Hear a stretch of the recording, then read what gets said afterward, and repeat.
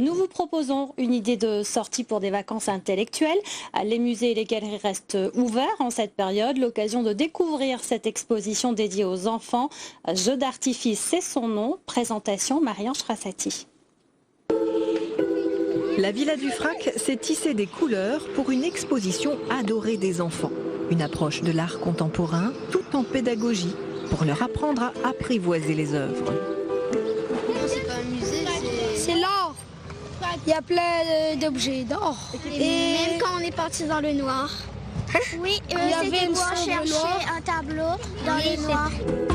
Et pour jouer les commissaires d'exposition, une artiste, une vraie. En fait, c'est un peu l'antichambre, on est un peu dans le monde d'Alice au pays des merveilles. L'idée, c'est de leur présenter un peu les clés pour accéder aux œuvres d'art. Donc on leur présente en fait des vidéos du Centre Pompidou qui ont été réalisées par Raphaël Garnier.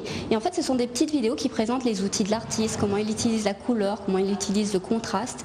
Et c'est aussi des outils qui vont leur servir lors de leur déambulation dans l'exposition.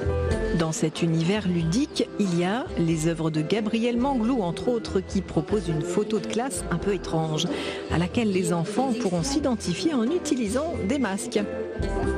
Et puis il y a de faux miroirs, comme autant de cadres à une perception différente. C'est aussi le moment d'aborder dans la peinture des notions très anciennes comme les vanités.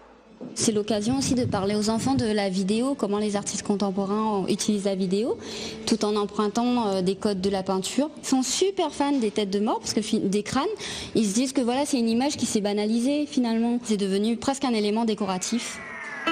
Le premier plan, le fond, l'expliquer, c'est déjà tout un art.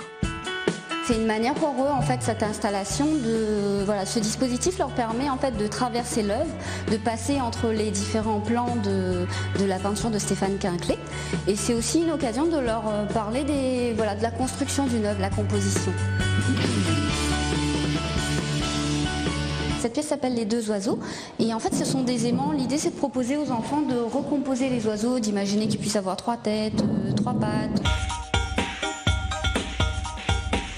On aimerait que les enfants viennent voir l'exposition parce que depuis le 25 juin ça marche très bien. On a plus de 500 visiteurs, beaucoup de classes et les enfants reviennent avec leurs parents, avec les grands-parents. Et voici l'œuvre préférée des enfants. Elle est à découvrir avec une torche et pour une fois, les héros sont dans le noir.